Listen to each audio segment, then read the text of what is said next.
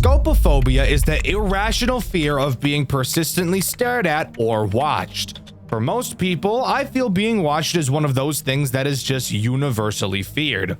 Several forms of media have been made around it, from books to movies, and of course, horror games.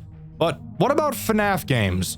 What is the scariest FNAF game you've ever played? And while playing it, did you get the strange feeling that you were being stalked? Banshee is a new FNAF fan game created by Kimarzuru and released fully on July 23rd, 2025. For a lot of people, the FNAF genre hasn't grown boring, but has lost a lot of the fear factor that it once had. I know for me personally that is the case. Sure, cheap jump scares will always startle people, but actually being scared is something that most FNAF games just aren't capable of doing anymore. Banshee, however, is different. Banshee isn't just scary, Banshee is horrifying. Grab a drink and get ready to jump into the rabbit hole that is Banshee, Five Nights at Freddy's most horrifying fan game. Banshee is a game heavily inspired by the original Five Nights at Freddy's Pizzeria Simulator, mainly taking inspiration from the night sections of that game, wherein instead of beating the night by surviving, you instead have to complete multiple tasks, making the length of the night dependent on you. Of course, when you think of Pizzeria Simulator, the very well-known salvaging sections may come to mind, and don't worry, Banshee has those too. Before every night, you will have to salvage a character in much the same way you do so in Pizzeria Simulator. On night 1, you have to salvage Springtrap. Pause. This design is actually horrific. This is gross. I haven't seen a model from a game that made me as uncomfortable as this one has in a long time. And trust me, they only get more grotesque and uncomfortable as we follow the white rabbit. To salvage a character, you must first play an audio cue from the tape player in front of you. You can hold up the miliguas,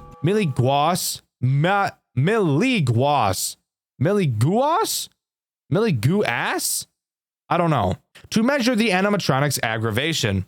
As you play the audio, the meter will slowly rise, and having it stay on the highest setting for too long will result in a death. Additionally, your tape player may start to malfunction while the sound is playing. If you hear this, you must stop playing the tape for a few moments before turning it back on. The animatronics do not like when the tape player is broken. Once you have the animatronics aggression maxed, input some info into the computer, and it's on to the real night section. And let me tell you, if you thought the night gameplay from FNAF 6 was stressful, you're not ready for what's in store for you in Banshee. Night 1 introduces 2 characters. You may be wondering how that's possible since we've only scrapped one.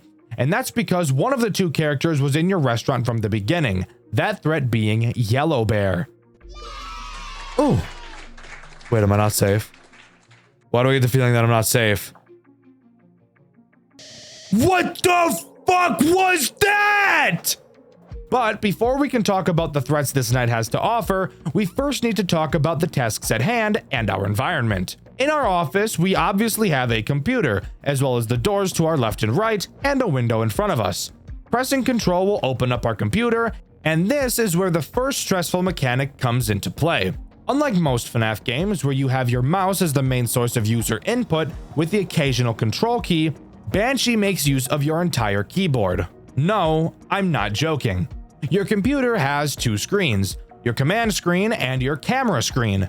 You may notice you're unable to press any buttons on the camera screen that would allow you to see around the building. So, how do you see additional cameras? This is where your command screen comes into play. By typing the command CC and pressing enter, you will get access to your camera controls, which is obviously what the CC stands for, dumbass. You can then use your arrow keys to transfer up and down between cameras. No, you cannot use your arrow keys if your camera controls are not up, which means if you're working on something else like a task and need to check a different camera, you will need to type in the camera control command and then start sifting through the cameras. This is obviously stressful as fuck for a number of reasons. On later nights when things begin becoming more hectic, if you're not a fast typer or you can't remember where the keys on your keyboard are without looking, then this will pose a very obvious problem. I mentioned your tasks. What are those exactly? Well, you have 4 tasks you have to complete. Kind of. You don't actually have to complete any tasks to beat Banshee, as there still is a 12 to 6 a.m. timer. So, what's the purpose of the tasks? And to be truthful, the answer is that I don't really know. At the end of each night, it tallies how many tasks you've completed, and that seems to have something to do with how much money you get. So I'm assuming that the only downside is not having money for your Tycoon, which is needed for the true ending. But there may be another reason I'm unsure of, and the wiki is no help. Anyways, back to the tasks. Task number 1 requires you to look at 2 items that are going to be shipped. You will have to check if both sides are identical. If they are, type Y and press enter. And if they don't match, press N and then enter. Do this 8 times and the task is complete. But if you ever mess up, you will have to start back from 0. This task is not challenging, but when paired with the other threats this game has to offer, it will quickly become stressful to even be able to manage this. Task 2 requires you to read an excerpt of Who the Fuck Knows What, and either archive it or shred it. To keep it simple, if it's good press, archive it. If it's bad press, shred that bitch. Task 3 involves sitting on your fat lazy ass and waiting for a code to decipher, and then inputting the numbers and pressing enter. Task 4 is much the same, but instead of numbers, it's arrow inputs. And that's all the tasks, which means we can start talking about the threats that this night has to offer. The first of which being the one I mentioned earlier, Yellow Bear. While you never really actually see him, he does still attack you. Throughout the night, you will be able to see posters, drawings, and books around your office that start to change to say "It's me." If too many of these anomalies occur, Yellow Bear will appear and kill you. In order to make these anomalies go away, you will need to look forward, not have your computer on, and close your eyes for who the fuck knows how long. When you open them back up, they should be gone. If they're not, close your eyes for longer next time, dumbass. Hands down, the easiest threat in this entire game. The other threat is obviously Springtrap, or as this game calls him, just Afton. Afton will walk around the cameras and make his way to your left door. When he's there, he will make no sound cues. Or at least, if he does make a sound cue, I was just never able to hear it. When he is there, all you have to do is turn at him and stare until he moonwalks back into the darkness. Again, some of the creepiest shit I've ever seen. So where is he?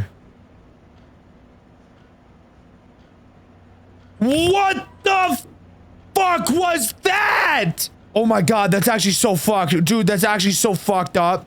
That's actually so fucked, dude. Oh my fuck. Oh my fuck. And that's it. Either by completing all the tasks or surviving until 6 a.m., the night will be finished and we're safe to move on to night 2. Now, before we do that, this is where I should probably talk about the Tycoon section of this game, but that whole pile of bullshit will be saved until later, because in my full playthrough, which you can see on my second channel, Dexter Black, I butchered the Tycoon sections so fucking horribly, you have no idea how badly I fucked them up. So I'll just save that for later. For now, we move on to Salvage 2. Salvage 2 is called Molten, who I originally thought was Ennard. And maybe it is, and this is just another case of the game giving it a different name. I'm not sure. Regardless, he is obviously the threat introduced on this night. So, how does he work? He actually has 2 different mechanics and methods of attack. The first is very similar to Afton, except he attacks from the right door instead of the left. Same thing for him, just look at him and he'll go away. However, once he goes away, he has a chance to initiate his second attack, which by the way can also happen at any time, not just when he leaves your office. Your lights will begin to flicker and an audible sound cue will be heard. This tells you that you need to very quickly find Molten on the cameras. God, is there a FNAF game in existence that doesn't have this fuck-ass mechanic? Whatever. Obviously, you'll probably be doing a task when this happens, so you'll have to type the camera control command and then start using the arrow keys to find him. When you do, you will need to type play and press enter, which will begin playing an audio lure on whatever camera you're looking at. This audio lure will make Molten piss off, which makes everyone happy. Overall, not too difficult. However, from what the community has said, Molten by far caused more deaths than any other character, and I can somewhat agree on that. Night 3 has a scrap Lefty, who in this game is a girl. Maybe Lefty was a girl in the original too? I'm not sure, not important. Lefty can prove to be a very frustrating character, but once you understand how she works, it really shouldn't be an issue. Lefty will very slowly move through the cameras to get to your office. However, if she gets to your office, she'll kill you no matter what. So you have to find a way to keep her from reaching you. Once she progresses to a camera, she will never move back. However, you can use the audio lure on whatever camera she's in to slow her down. This won't stop her from moving, but it will slow her progress dramatically. So much so that even on the hardest non-custom night she appears in, she only ever moved once for me. This obviously does bring up a conflict with Molten, but with how slowly Lefty moves, getting back to her camera in time to put the lore back on really shouldn't be much of an issue. Night 4 introduces the final new character, Baby. Baby is easily the most infuriating character throughout this entire game, and it's not even close. Baby will move through the cameras. Who the fuck cares? Once she's in your office, she will appear in the window in front of you. After a few seconds, she will either walk left or right. Depending on which direction she walks, you will have to close the door on the corresponding side. Something I didn't even know you could do up until this night. After you close the door, a small sound key will play letting you know she's left, and then you can reopen the door. This doesn't sound too hard, I hear you saying. Well, I haven't told you about the bullshit butt-fuck wombo combo butt-bang strategy that she has. Basically, the bullshit butt-fuck wombo combo butt-bang strategy involves Baby doing a fucking fusion dance with Molten. And when they do, they decide it'd be really fucking funny to attack you at the same time, which, if you couldn't have guessed already, is literally an immediate loss, as both means of fending them off take up a decent amount of time. The amount of time it would take is enough to have the other butt fuck you in the ass, hence the name, bullshit butt fuck wombo combo butt bang strategy. There's Baby up there. Oh. Yeah. This is cooked. This is cooked. This is actually cooked. Bro, I'm fucked. I'm fucked. There's nothing I can do about that. I was pressing enter, you. That was just cooked. There was nothing I could do about that. I don't know how long I have to hold it for Baby. And he was on my ass. I really didn't know what to do there. Really didn't know what the option was.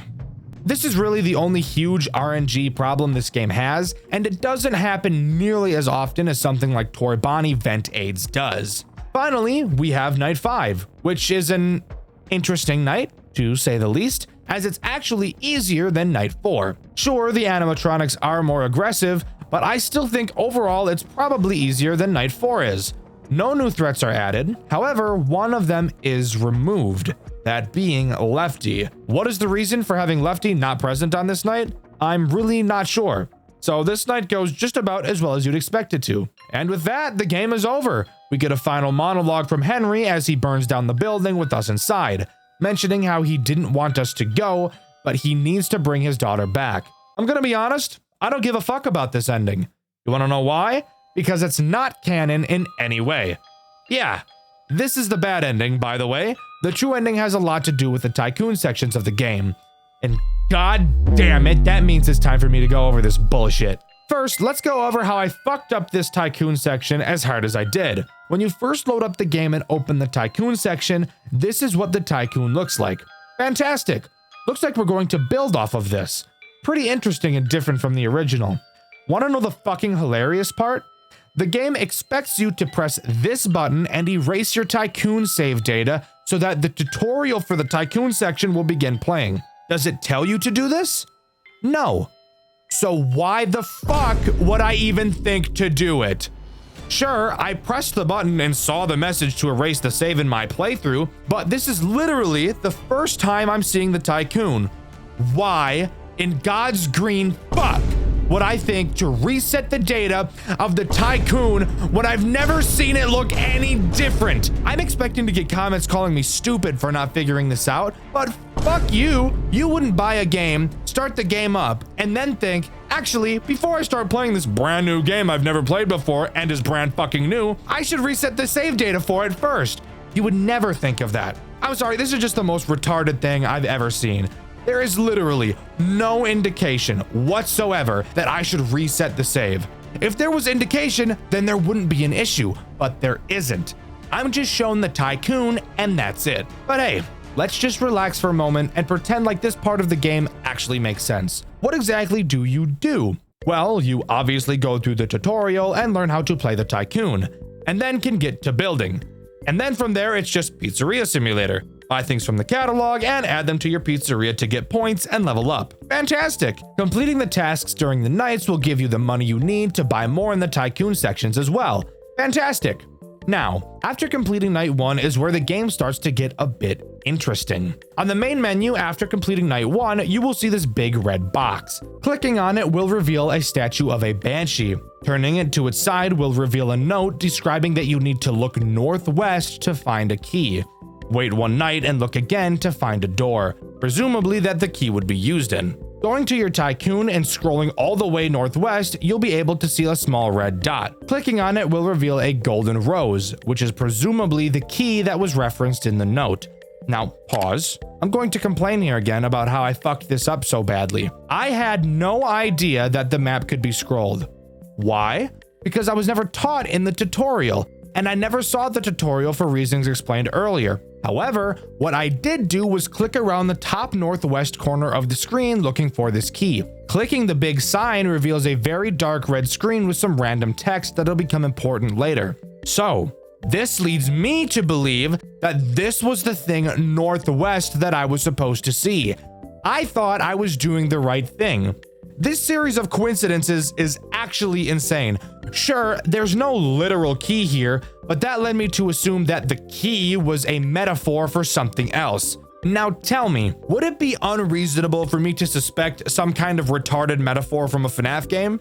I don't think so, but whatever. After beating night 2, if you go back to the Tycoon and press the red dot again, you'll see a golden pillar.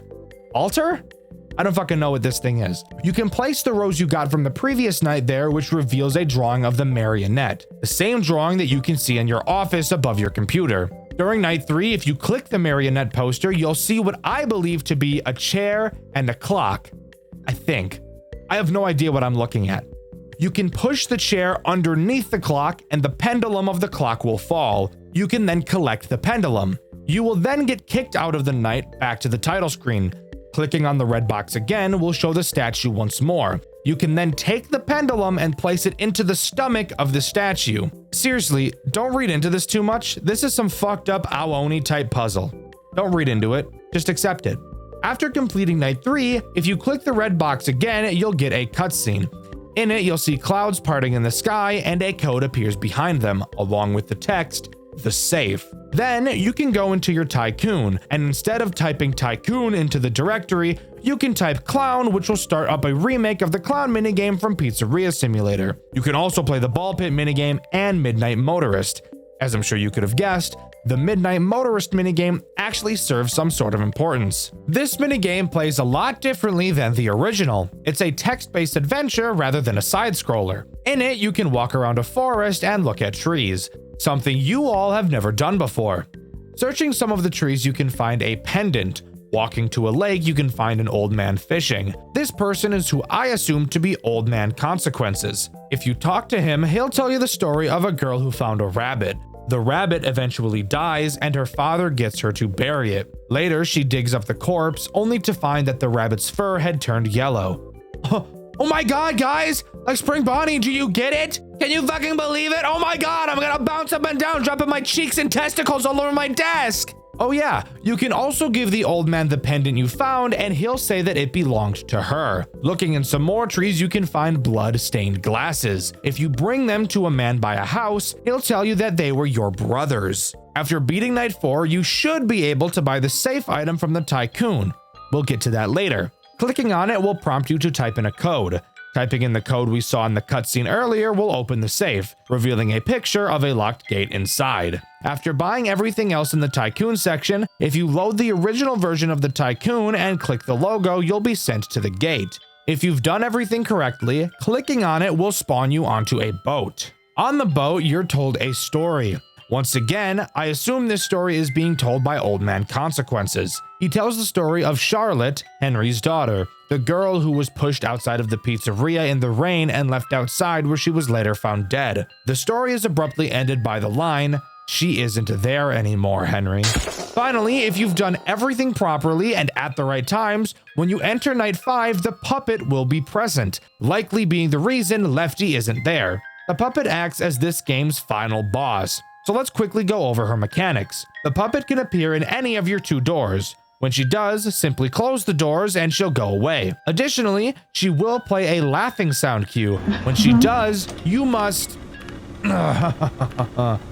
find her on the cameras and stare at her until she leaves.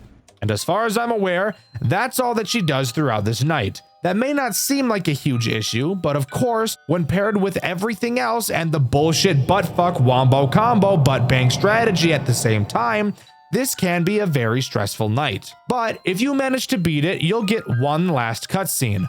Michael Afton, alone in the suffocating darkness. He turns his lighter on, only to see the yellow bear, his own brother, staring back at him. Unable to look away, eventually even his brother leaves, leaving Michael truly alone. Knowing there's nothing left that he can do, Michael sets the building ablaze, killing himself while also allowing the souls, his brother, and Charlotte to rest. And with that, Banshee comes to a close. But hold up, want to hear something awesome? If you remember, I said you have to get the safe in order to get the true ending. Well, I was chatting with the owner of the FNAF fan game wiki, City, and he told me that it is literally impossible to get the safe on your first playthrough, as it isn't possible to get enough experience to get to level 5. Since your Tycoon save and your game save are separate from each other, you can restart the main game and still save your Tycoon as it was, making it possible to reach level 5 and buy the safe on the second playthrough. I personally think this is one of the stupidest things I've ever seen. Forcing someone to play through the entirety of the game twice to get an ending is insane. Yes, I'm aware New Game Plus is a thing, and yes, I hate New Game Plus as well. But aside from that, this game is truly fantastic. From the visuals, to the gameplay, to the atmosphere, and of course, the amazing retelling of the FNAF 6 story, I think it is easily one of the best FNAF games of recent times, if not ever. Easy S-tier game, and I would highly recommend it. This game does such a perfect job of bringing the fear to this series that I feel it really needs. The story of Five Nights at Freddy's is grim, and the game should amplify that, not take away from it. But let me know what you think. Do you agree with me, or do you think Banshee is just overhyped slop? Let me know in the comments below. In my Tales of the Bunny Man video, I asked you guys what the most disturbing thing you've seen come out of a FNAF game was, and my favorite answer was this one by Pixel Swirl. They said Graveyard Shift at Freddy's as a whole. And of course, having the cannibalism and the fact that the animatronics aren't possessed but are in fact alive. And I couldn't agree more. I actually have a video covering that game on this channel. You should definitely watch it after this. I also realized I've never mentioned this, but I do have a merch store. You can find the link to it in the description, by the way. The question of this video is, what made you get into Five Nights at Freddy's? With the question of the video being asked, subscribe to the channel, I'd appreciate it a lot. I've been Dexter, and I'll see you guys in the next video. See ya!